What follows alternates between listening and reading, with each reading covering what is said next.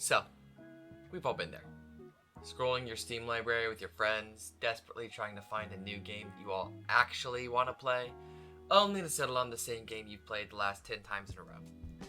Well, boy oh boy do I have a surprise for you.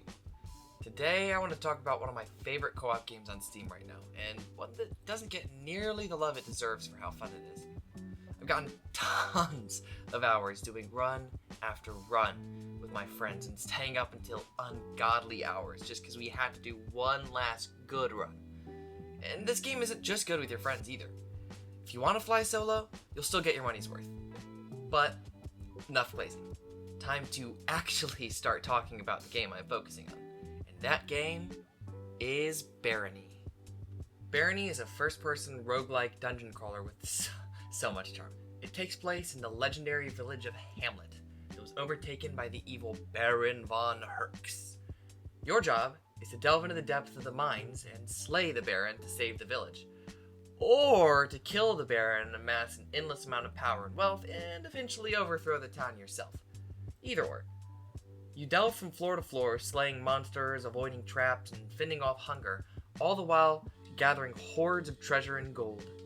As you go deeper and deeper down, though, you'll find strange environments that don't quite make sense being this far below an abandoned mine. One life is all you get, though, so don't waste it. One of the things I love the most about this game is how much freedom you have in how you play it. How you approach each situation entirely depends on your class and your playstyle. See a group of enemies? A barbarian might rush headfirst into them, ripping and tearing their way through with brute force. A rogue may choose to use their bow to pick one off at a time from the shadows, or even to not engage them at all. A mechanist might build an arsenal of traps and turrets to do the dirty work for them. A mage might buff themselves up and bombard them with a swarm of AoE magic. Any way you want to play can work in this game. Hell, there's even a shaman class that can shapeshift into wild beasts and use their abilities against them. Build crafting in this game is just deep enough to be engaging while still being pretty accessible. There's 5 weapon types to choose from, each with an associated skill. There's swords, axes, maces, polearms, fists, and ranged weapons. 6, I guess, if you include magic too. Including those, there are 16 total skills for you to level up that play heavily into how you approach situations. You level up skills kinda like Stardew or Valheim, only by using it. No pain, no gain, champ. In addition to skills, though, you also have stats like strength, dexterity, etc. These affect more general stuff, like how much weight you can carry or how much health you have. A high strength character can wield heavy weapons and armor and still move quickly. A high intelligence character has a better chance to recite spells from memory without them fizzling out and busting. Your stats increase as your character levels up from killing monsters or increasing skills. Which stats increase when you level up depends on how you're playing and which class you choose. There's a total of 21 different classes, and most of them play pretty distinctly. 8 of them are DLC classes, unfortunately, but the 2 DLCs are only $4 a pop, so it's pretty reasonably priced, all things considered, coming in at $1 per race and class that you get.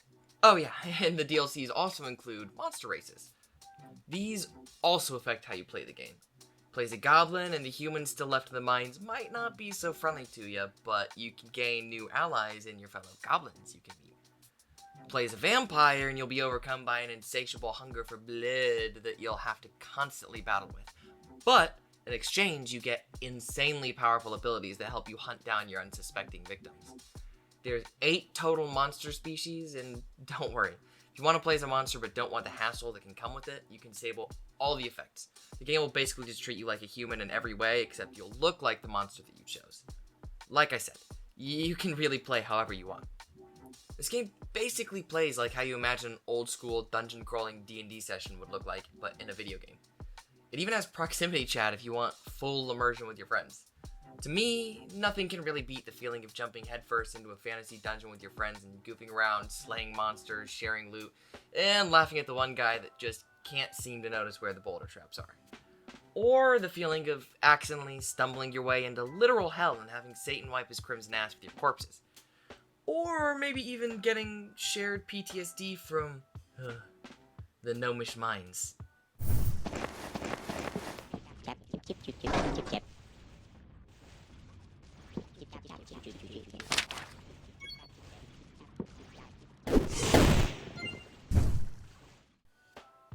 Okay, maybe avoid that one if you don't want to turn it into a horror game. Barony also has multiple routes you can take and a ton of secrets to explore as you play. Remember how I said you can accidentally stumble into hell? Well, beat the demon Baphomet and you can net yourself one of the outcomes. Or you can kill the Baron for the other. Now, depending on the mode you choose, the game will either end there, or you'll be returned to Hamlet to gear up for the most dangerous challenge yet. But that's something I'm not going to spoil, so go find out for yourself. All in all, there's a ton of fun to be had with Barony, whether alone or co-op, and we haven't even gotten to the mod support yet. This game has Steam Workshop support and a built-in level editor. Mod support is still pretty new, so most of them are just goofy visuals or balance fixes, but I know of at least one full modded campaign that's in the workshop right now. The mod catalog is growing every single day, so it's definitely worth checking back in on from time to time. With all that in mind, this game is absolutely fucking awesome. If you're on the lookout for new co-op games, definitely keep Barony in mind. If you're a fan of roguelikes, D&D, hell, even just fantasy in general, I highly recommend you try it out. The devs love this game almost as much as I do. They update the game fairly regularly for how small a team it is, and anything that isn't a monster, a race, or a class is completely free. This game's pretty accessible too. Because it's got a pixel art style, it can run on basically a potato, and it's not crazy expensive for how many hours you can get out of it. It's priced at $20 on Steam, and it goes for half off on sale pretty often, so keep your eyes peeled if you'd rather hold off. It's also got a 4-pack deal for $65 if your whole group wants to go splitskis on that and save $15 off the base.